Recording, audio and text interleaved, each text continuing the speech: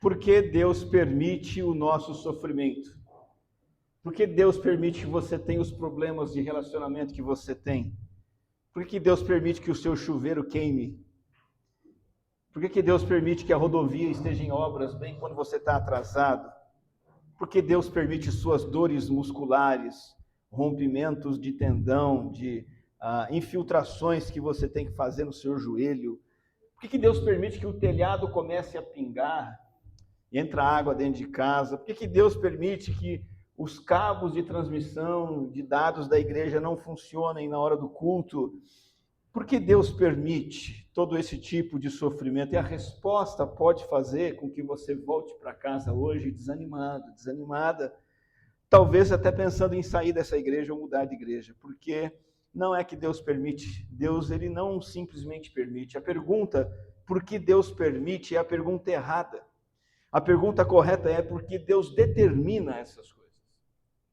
Por que Deus determina o nosso sofrimento? Nós vamos acompanhar a leitura hoje de Filipenses capítulo 1, versículo 29 e 30. Esses dois versículos apresentam a ideia de que Deus concede o sofrimento como dádiva, Ele coloca para nós o sofrimento. O texto sagrado diz, Filipenses 1, 29 e 30, porque vos foi concedida a graça de padecerdes por Cristo, e não somente de crerdes nele. Pois tendes o mesmo combate que vistes em mim, e ainda agora ouvis o que é meu. Com base nesse versículo e em outros que vamos ler nessa noite, o assunto desse sermão é esse: o sofrimento por Cristo é uma dádiva de Deus para nós, enquanto combatemos pelo Evangelho, em prol do Evangelho. Esses problemas todos que eu citei e tantos outros, tomar um calote nos negócios, receber um diagnóstico preocupante de câncer, seja o que for, Deus não apenas permite, mas Ele determina. Essas coisas fazem parte do plano de Deus para o seu povo. São a disciplina do Pai amoroso para seus filhos. E, principalmente, Deus determina o sofrimento como parte do cumprimento da missão, da grande comissão. Veja que quando Paulo diz aqui que o Senhor concede a graça de padecermos com Cristo, ele também diz que os crentes, que somos nós, temos o mesmo combate de Paulo. Que combate é o combate de Paulo? O combate pelo Evangelho. No combate, na luta pela pregação do Evangelho, expansão da igreja, há o sofrimento como necessário.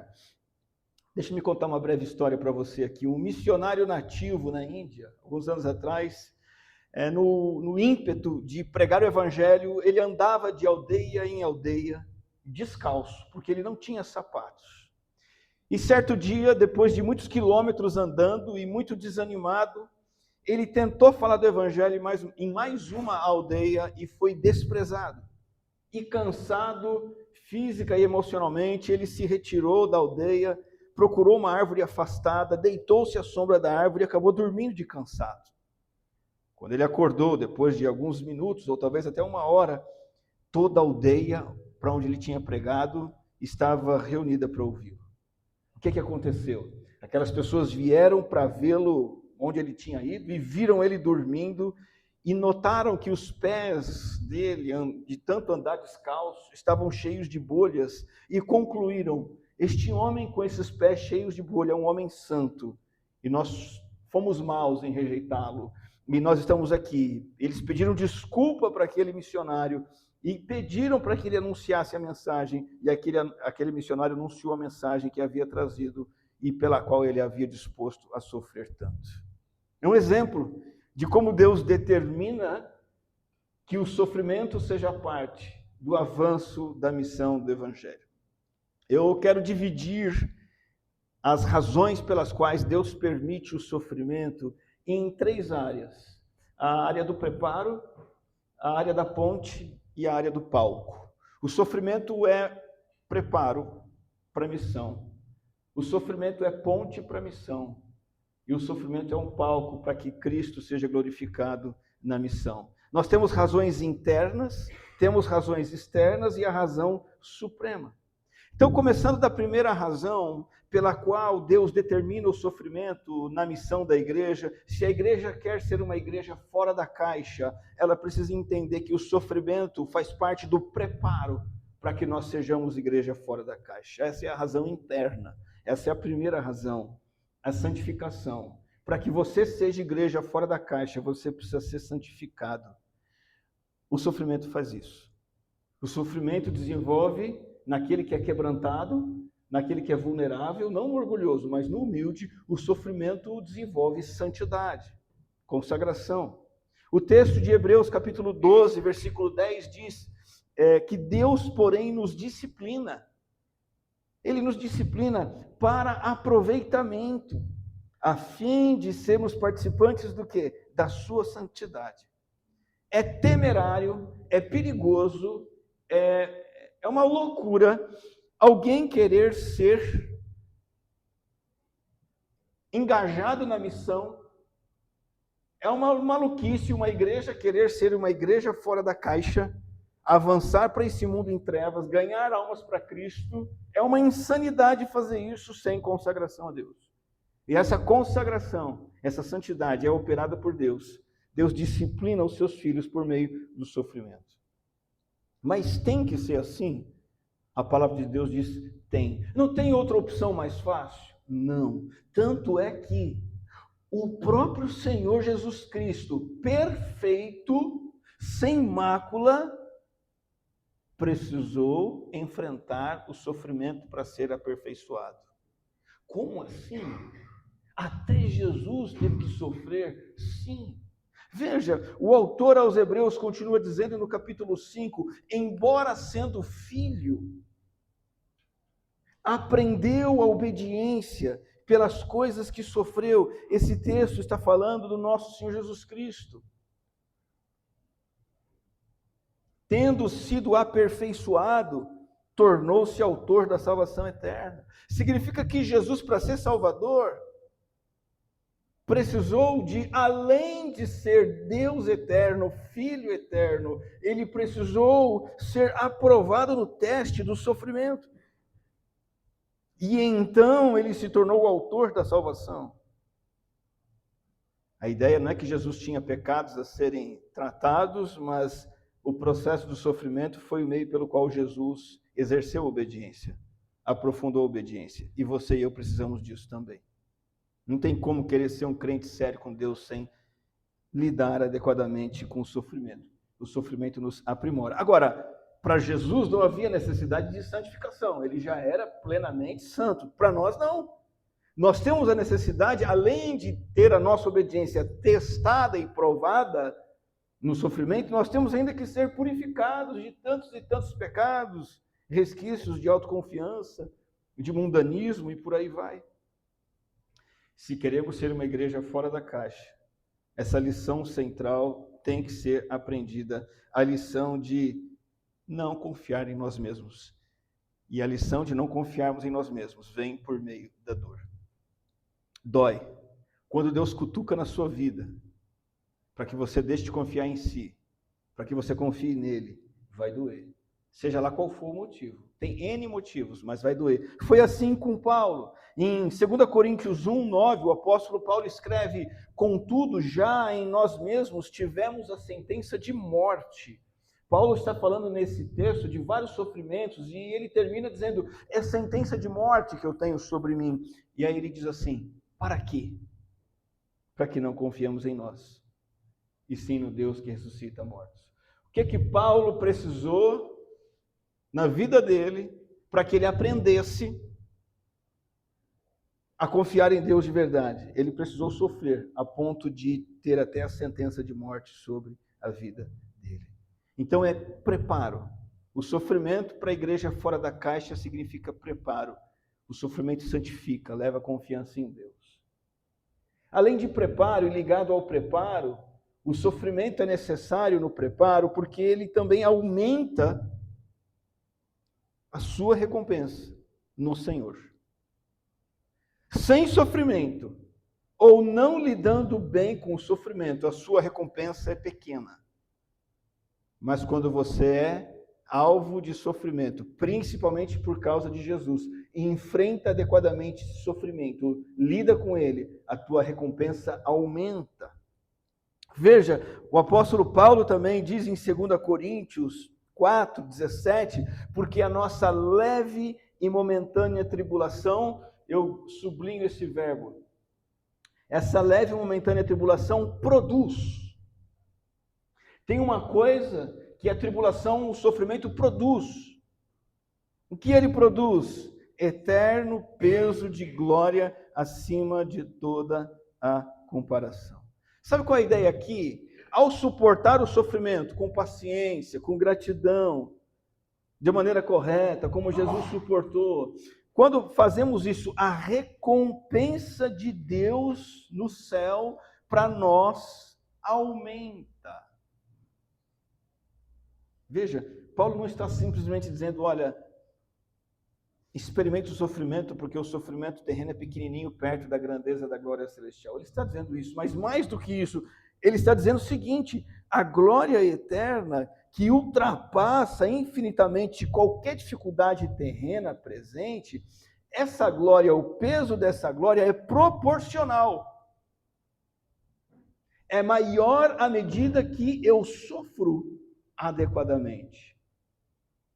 É como se todo o seu sofrimento terreno fosse sendo colocado num cálice, numa taça. Você vai dizer, nossa, minha taça já dá outra, Senhor, já encheu uma.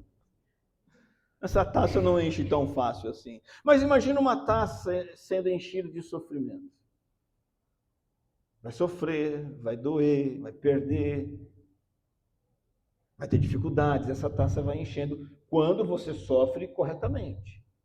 Quando você adentrar a eternidade, essa taça vai ser despejada no oceano da felicidade celestial. E então o crente fiel vai ter ainda mais felicidade e prazer por ter se afastado do mundo e vivido somente em Deus. Jesus nos diz que ele vai recompensar a cada um de acordo com as suas obras. Ele diz assim, numa parte da parábola, compareceu o primeiro empregado, o primeiro servo contratado, e disse, Senhor, a tua mina, o teu dinheiro, o recurso que o Senhor me deu, ele rendeu 10. Respondeu-lhe o Senhor, muito bem, servo bom, porque foste fiel no pouco, terás autoridade sobre 10 cidades. Veja, é proporcional. É proporcional. Isso faz parte do preparo de Deus. Deus está preparando o nosso caráter, a nossa santidade, e está nos preparando para termos uma grande recompensa celestial. E esse texto mostra que a felicidade, a glória no céu, vai ser proporcional ao desenvolvimento da santidade, do serviço ao Senhor, o que inclui paciência no sofrimento. Cristo vai nos recompensar. E aqui está então a primeira razão para o sofrimento da igreja fora da caixa. O sofrimento prepara os crentes em santificação e prepara esses crentes para a recompensa e receber a glória celestial. O segundo aspecto do sofrimento, ele vai além da direção interna, ele também tem uma direção externa, para fora. Além de preparo, o sofrimento ele serve como ponte. O sofrimento contribui para a missão. O sofrimento em nós produz algo fora de nós. Produz algo na vida da igreja, produz algo na vida dos irmãos e produz algo nos incrédulos a quem estamos evangelizando. Ponte.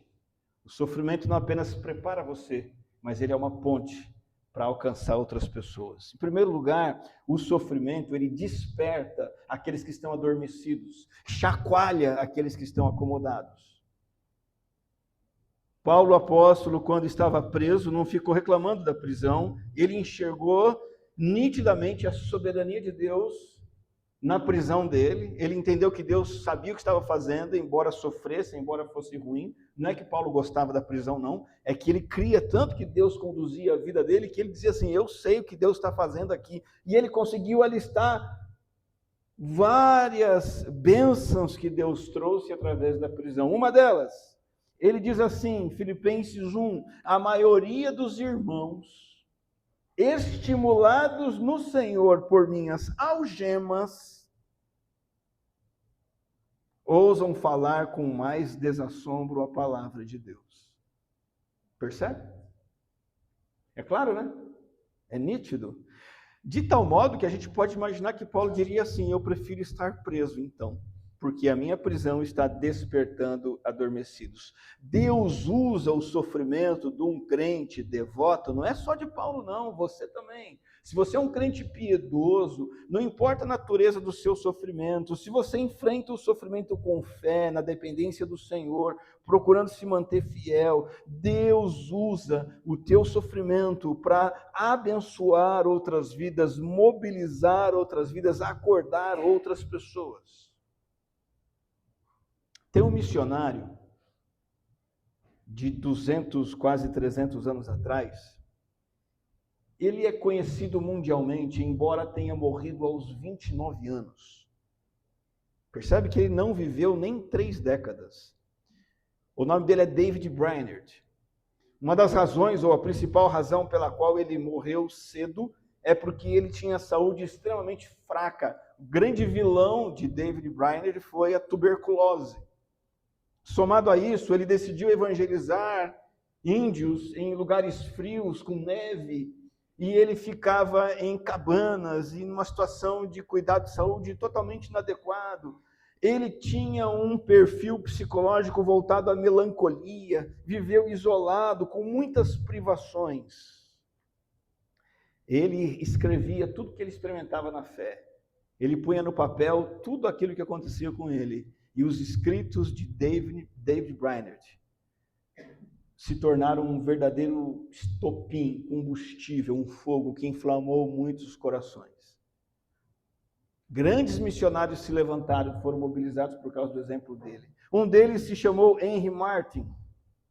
O Henry Martyn lia os escritos de David Brainerd.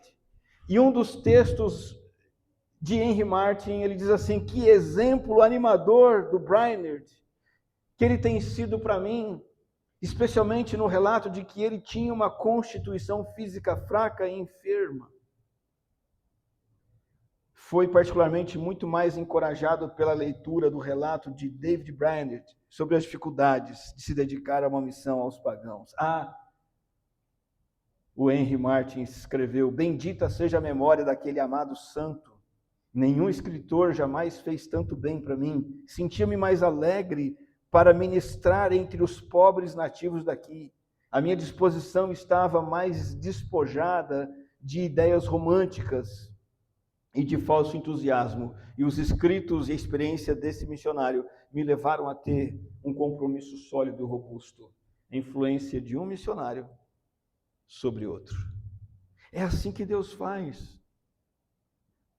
Quando Deus vê um crente indiferente, quando Deus vê uma igreja repleta de pessoas com vidas vazias, baseadas em conforto, prazeres, agendas meramente terrenas, e Deus usa o sofrimento de servos de Deus dispostos, sofrimento suportado com fé e louvor, esse é um choque espiritual poderoso. Eu digo aqui de passagem, se você quer ser despertado na fé, procure um livro, compre um livro sobre David Brainerd, ou um livro que é uma autobiografia dele, ou talvez assista algum vídeo no YouTube de David Brainerd, para que você seja influenciado, impactado e estimulado pela experiência desse homem, porque o sofrimento é ponte para alcançar outras pessoas. Os sofrimentos de David Brainerd podem motivar você a servir na causa do Mestre. Mas é ponte não apenas para um ou outro incrédulo.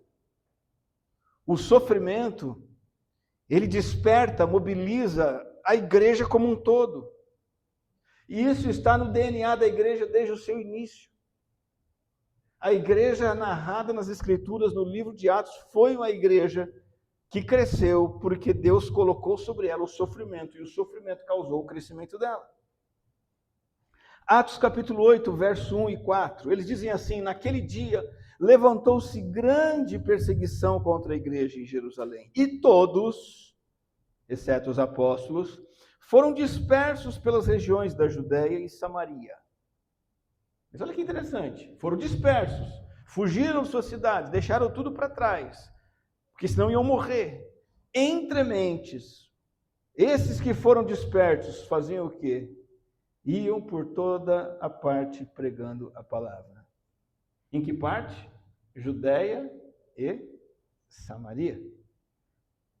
Deus está usando a perseguição para tirar a igreja da zona de conforto e enviá-la a outras regiões e outras nações. Deus incita a igreja ao serviço por meio do sofrimento que ela suporta. O que Deus fez aqui é como se o Senhor Jesus Cristo fosse um comandante, chefe, e ele está reposicionando suas tropas. Não, vocês estão aqui em Jerusalém, eu já mandei vocês saírem, vocês não saíram, então eu vou reposicioná-los. Eu disse lá no início, em Atos 1:8, Jesus disse: eu disse para vocês irem para Jerusalém, Judéia, Samaria e confins da terra. Vocês estão em Jerusalém e não saíram de Jerusalém. Então vocês vão sair de Jerusalém. Perseguição. A igreja foi para a Judéia e Samaria. E a igreja foi para os confins da terra. Eles foram exatamente para onde Deus disse que eles tinham que ir. Agora, por qual razão a igreja fica em Jerusalém? Por qual razão a igreja estagna? Por qual razão o crente fica numa cadeira e não sai para nada? Se torna um frequentador de culto, quase que inútil. Por qual razão? Jesus diz, por exemplo, em Marcos 4, os cuidados do mundo, a fascinação da riqueza e as demais ambições, concorrendo, sufocam a palavra, ficando ela infrutífera. Esse é o perfil da igreja evangélica brasileira. Conforto, prazeres, tranquilidade, fartura, prosperidade e segurança acabam gerando crentes inertes. Mas a pressão gera movimento e desenvolvimento. Foi feita uma pesquisa sobre dízimo, muitos anos atrás. E essa pesquisa tentou identificar entre crentes ricos e pobres quanto cada um contribuía com a sua renda. E a pesquisa constatou que quanto mais o crente era rico, a porcentagem da renda que ele dava era menor. E nessa pesquisa foi constatado que um quinto mais pobre estava dando 3,4% da renda. O quinto mais rico estava dando metade, 1,6%. Então, quem ganha pouco estava dando mais. E quem ganhava muito, você pensa, pô, o cara ganha muito, ele pode dar um montão. Ele dava menos percentualmente falando. Na verdade, essa pesquisa identificou que os ricos estavam dando metade do que os pobres davam, percentualmente falando. Vou fazer uma matemática simples. Então, o indivíduo que ganha R$1.000, ele estava dando R$34. O indivíduo que ganhava R$10.000, ele estava dando 160. Não 1.600. Não 1.000. Apenas 160 reais. Metade. Isso realça o quê? O que Jesus disse. Quanto mais apegados a essas concorrências do mundo, da riqueza e ambições, essas concorrências sufocam a palavra e ela não produz nada. Isso realça quanto dependemos de Cristo. Tempos difíceis fazem isso, produzem mais pessoas. Dificuldades produzem mais oração. Dificuldades produzem crentes mais fortes e carteiras abertas. O sofrimento é ponte para que mais pessoas se despertem para a obra de Deus. Eu não estou defendendo sofrer, muito menos defendendo perseguição. Ela é ruim, ela deve ser evitada, não deve ser buscada, deve ser rejeitada e combatida. Ela é injusta, ela causa estragos, mas, espiritualmente falando, os estragos da prosperidade são maiores do que os estragos da perseguição.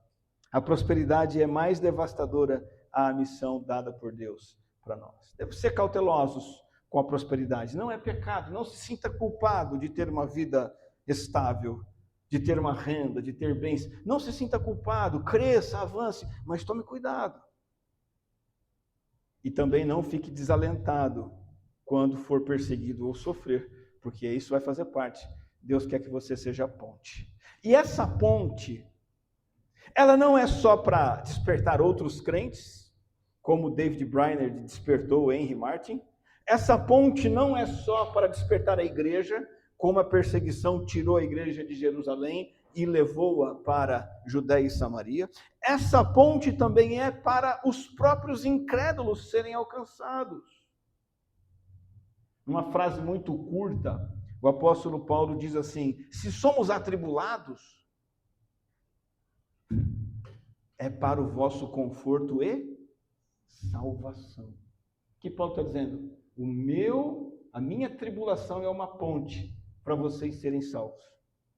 O sofrimento dos mensageiros de Cristo, esse sofrimento ministra àqueles que estão sendo alcançados por ele. É o sofrimento que muitas vezes vai abrir o coração para o evangelho. Eu vou dar um exemplo disso, um caminho muito incomum de um evangelista lá de Moçambique. O nome dele é Martinho Campos. Ele foi preso injustamente, sem julgamento nenhum.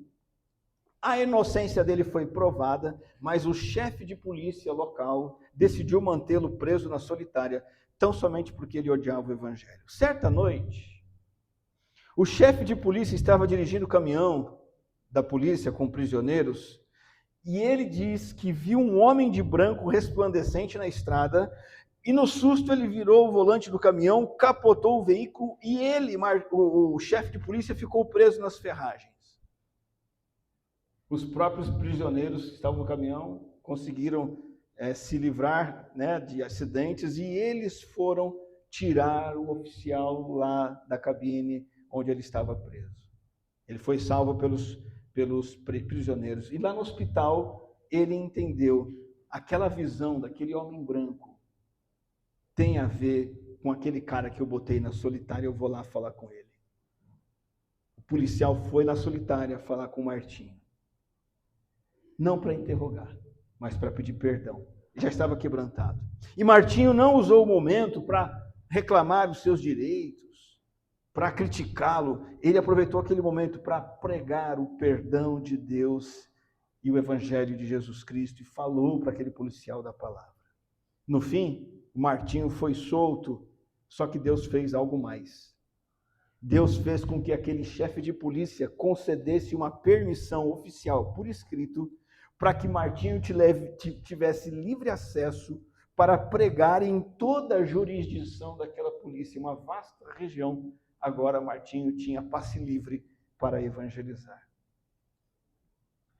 Os meios naturais jamais concederiam isso, mas o sofrimento na prisão conquistou esses direitos.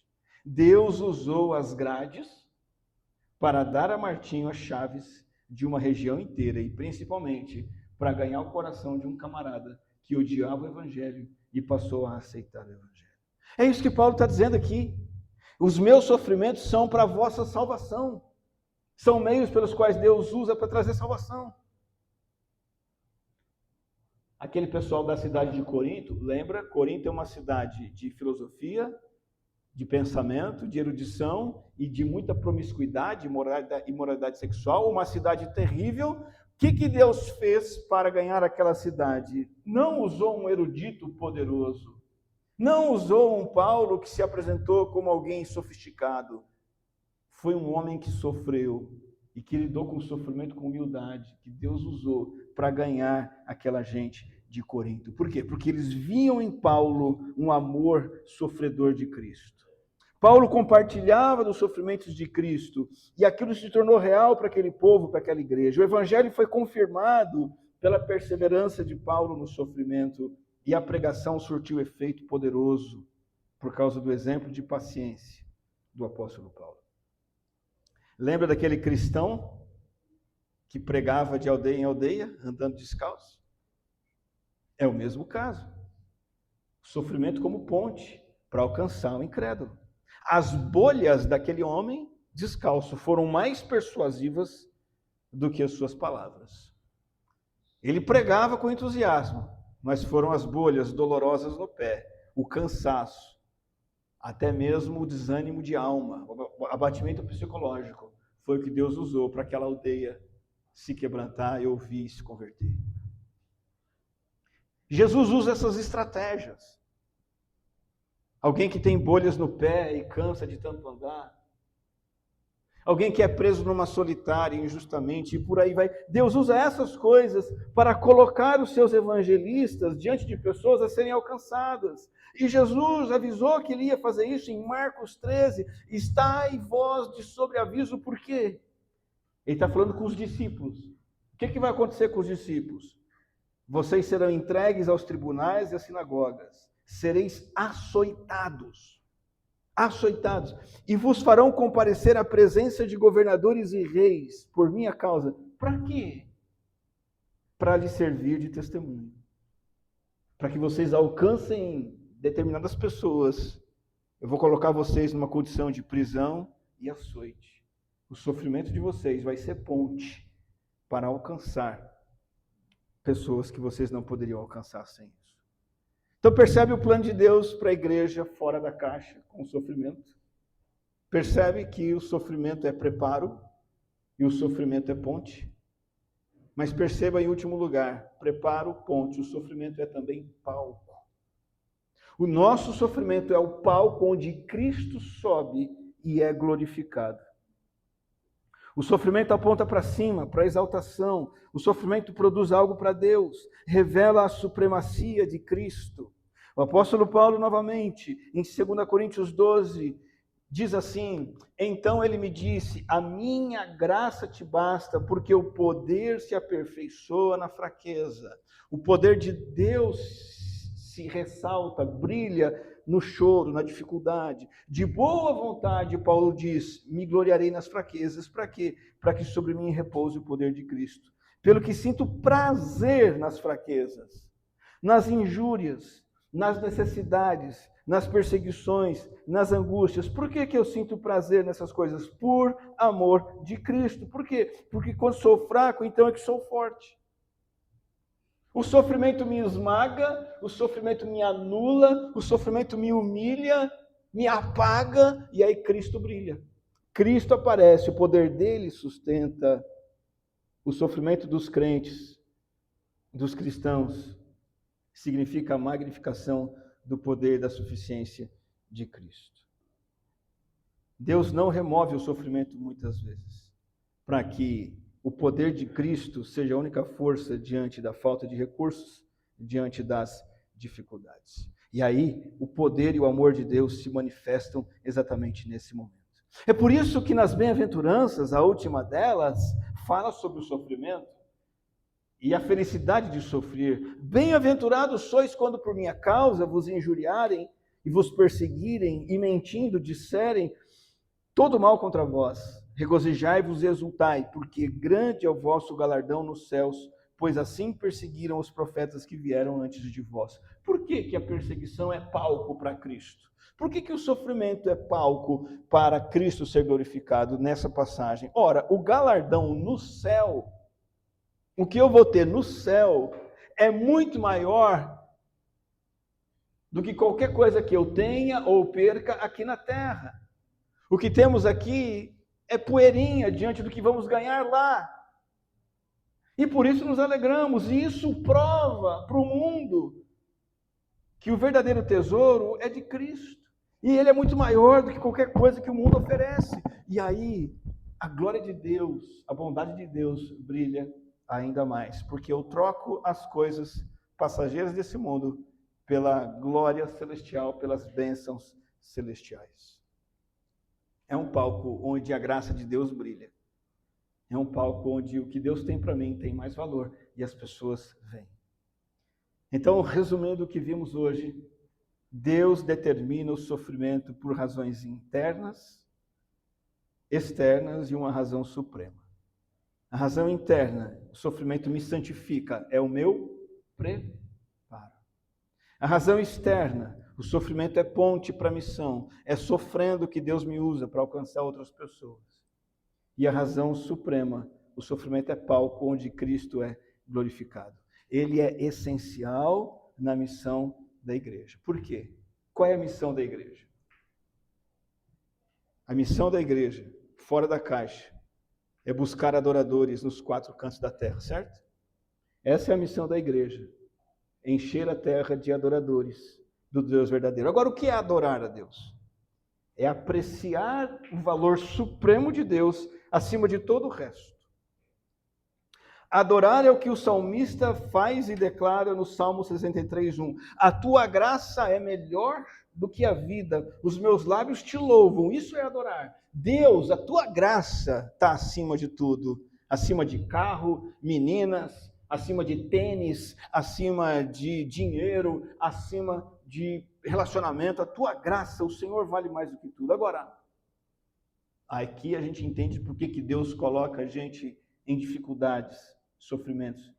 Como que nós vamos levar as pessoas a valorizarem a Deus, nós mesmos, vivendo um estilo de vida de amor pelas coisas materiais? Como que nós vamos levar as pessoas a adorarem a Deus se a gente só está feliz quando está com saúde? Se a gente fica doente, a gente fica desesperado.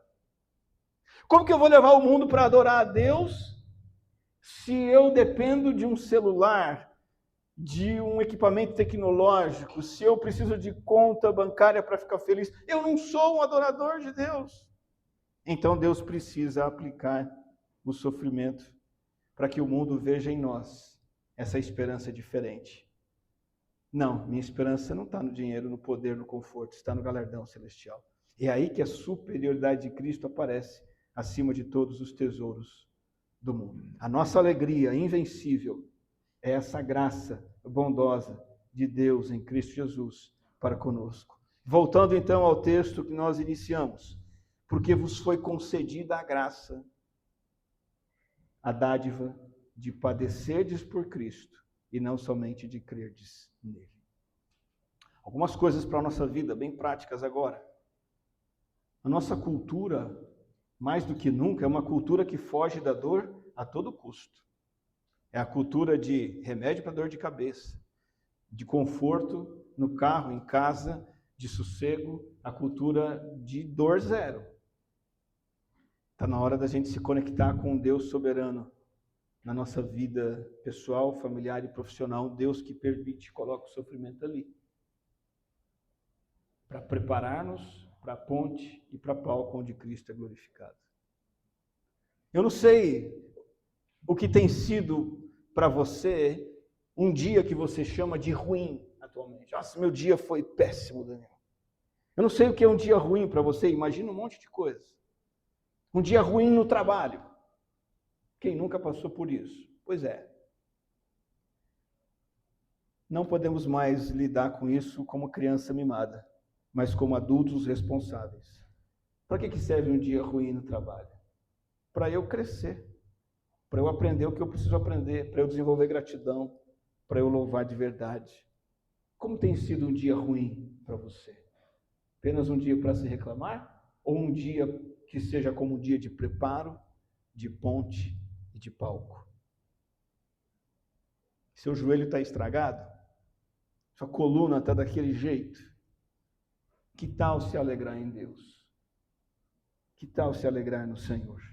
Reagir com serenidade e esperança diante de um diagnóstico ruim, isso vai ser ponte para outras pessoas. Porque se nós nos pusermos juntos com os incrédulos a reclamar do nosso joelho e só reclamar, eles não vão ver diferença em nós. Mas se eles perceberem que nós somos gratos, servimos a um Deus, mesmo com dores e perdas, eles vão ver algo diferente em nós. Eles vão ver Cristo em nós. Isso vai ser uma ponte para que eles sejam alcançados. Começar a dar glória a Deus em meio aos pequenos percalços do dia a dia. Talvez rever a maneira como você lida com aquilo que é injusto, principalmente a injustiça que vem das autoridades, exigências financeiras, exigências de impostos, são sofrimentos que Deus está colocando. Se você burla, dribla, você não está aproveitando o sofrimento, você está jogando ele fora. O sofrimento não está servindo nem de preparo, nem de palco e nem de ponte.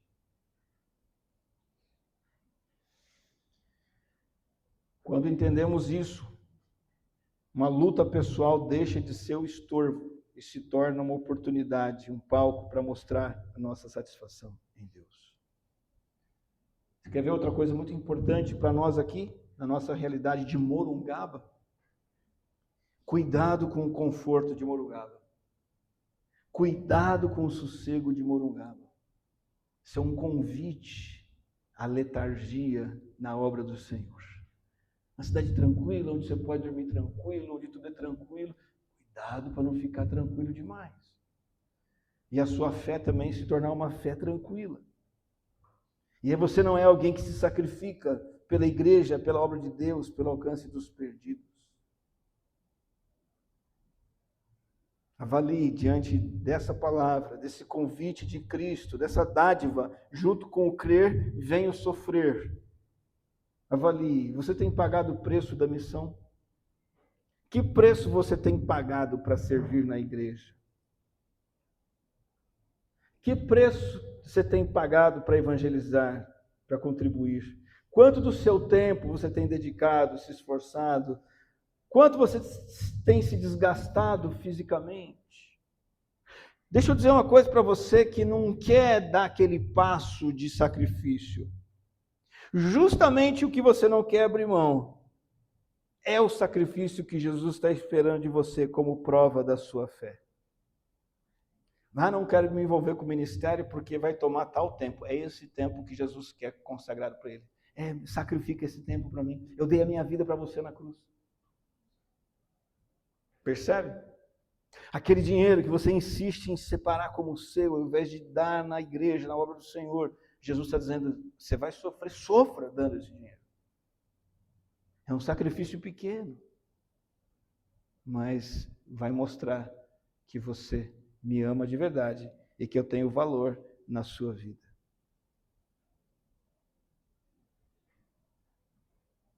Tá fácil? Tá fácil para você ser crente?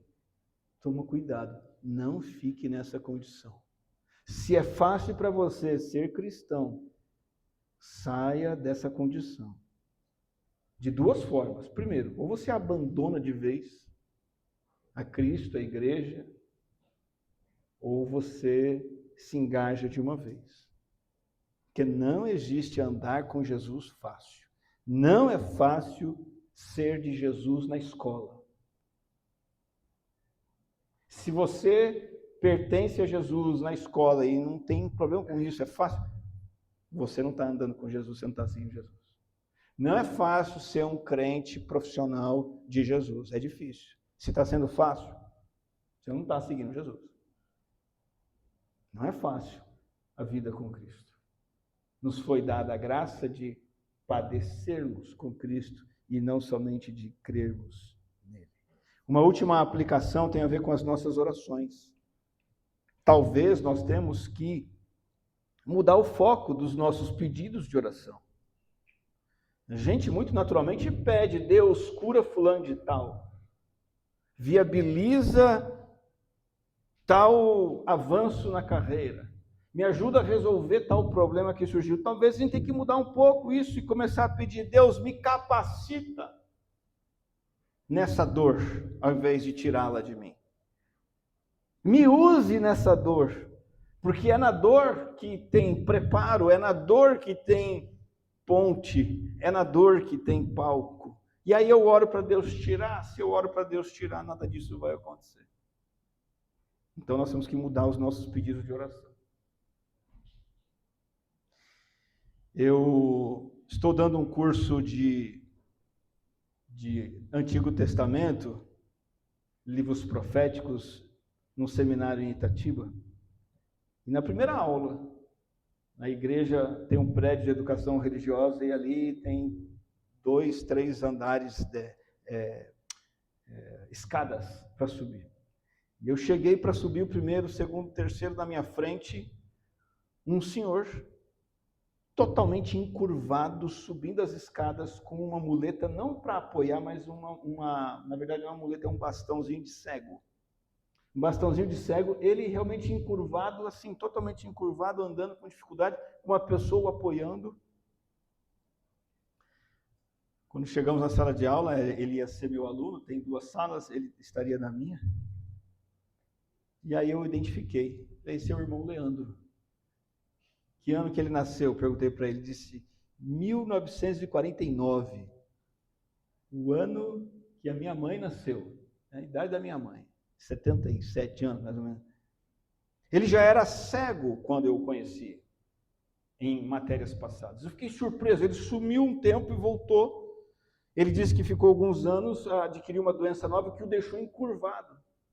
E fiquei impressionado. Isso não o tirou do curso de teologia, do desejo de aprender mais do Senhor. E ele sempre diz, com orgulho, que o ministério dele é o ministério de casais.